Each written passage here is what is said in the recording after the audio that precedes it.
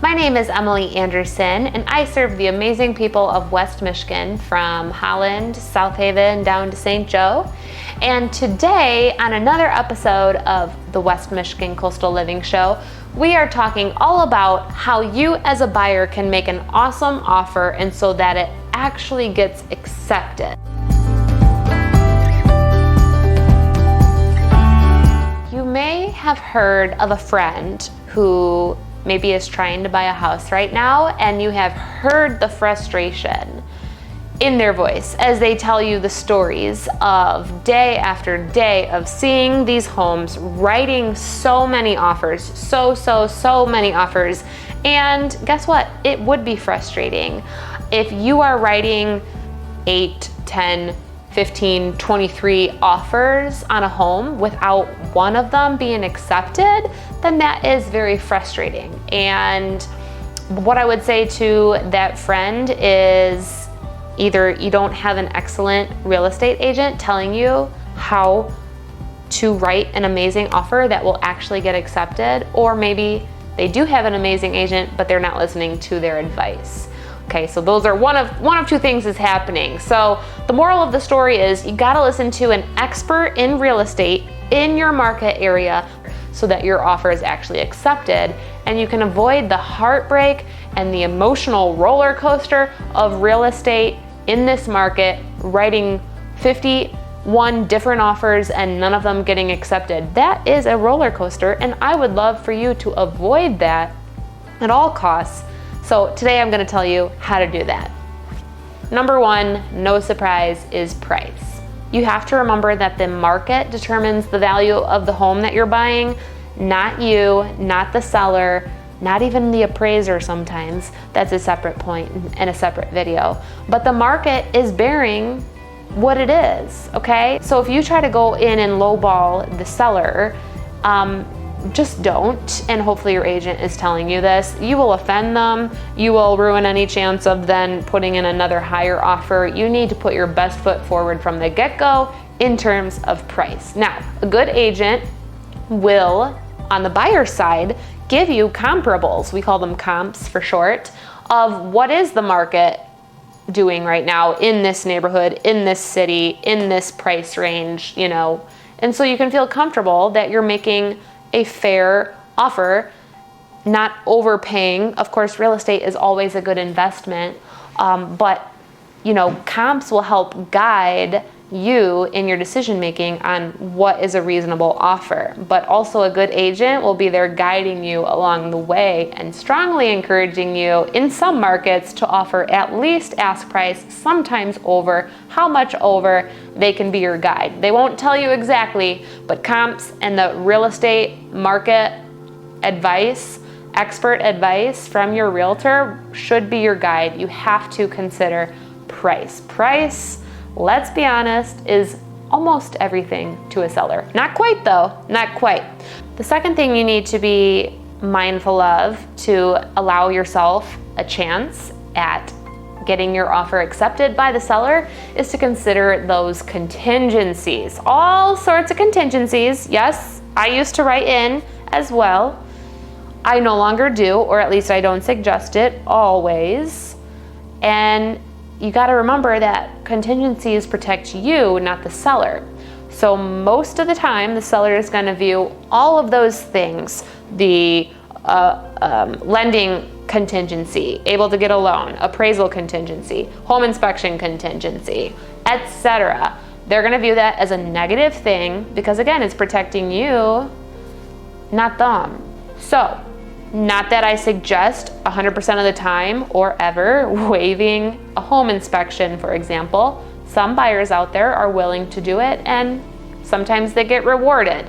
So just keep that in mind. Carefully consider the contingencies. If you can ask for the association docs up front, review them, say, yep, they're good, then you don't write that in the offer, okay? Long gone for now are the days where we are crossing all our T's, dotting all our I's, and protecting the buyers, because as we know, it's a seller's market. So if you want your offer to be considered, you will again listen to expert real estate advice on your particular house, neighborhood, situation, competitive situation or not? Is it somewhat competitive, like one other offer, 2 other offers? Or is it uber competitive, like 20 other offers, 33 other offers?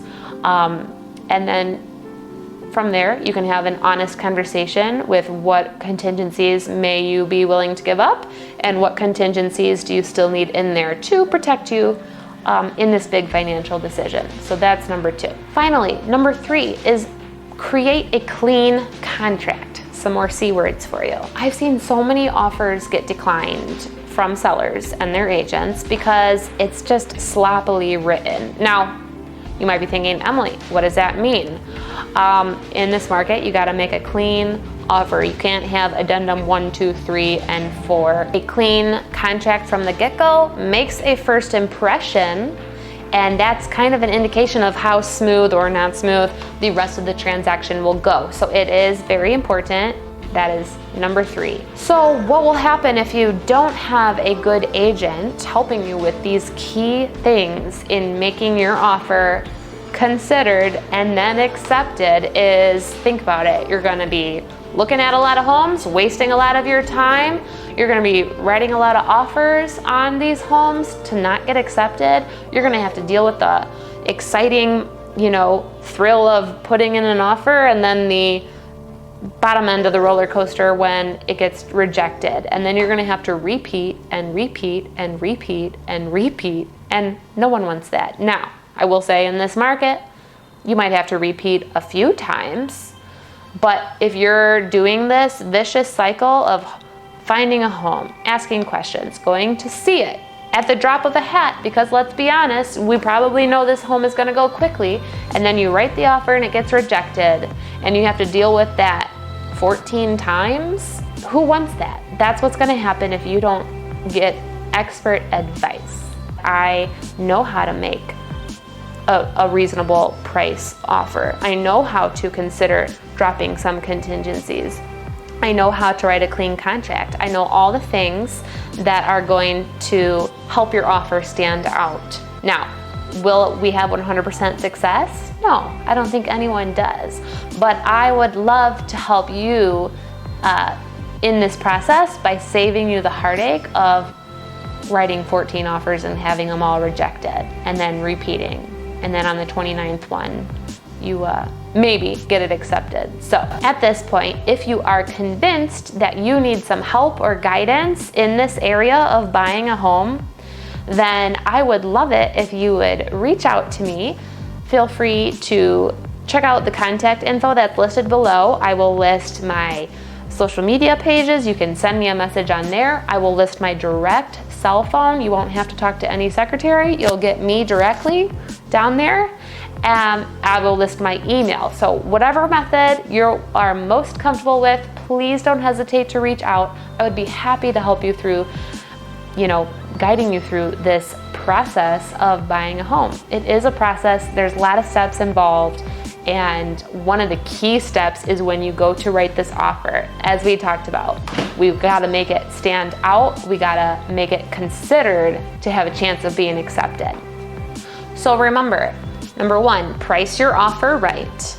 Number 2, carefully consider those contingencies. And number 3, make sure your offer is clean as possible. That about wraps it up for this episode of the West Michigan Coastal Living Show. But if you have a thought or a comment, please drop it in the comment section below, and I read through every single comment that is left on any video or post, and I will respond. I love to hear your feedback. If you have further questions, I definitely love that, as I would love to answer that. And yeah, I think that is it. We'll catch you next time. Bye.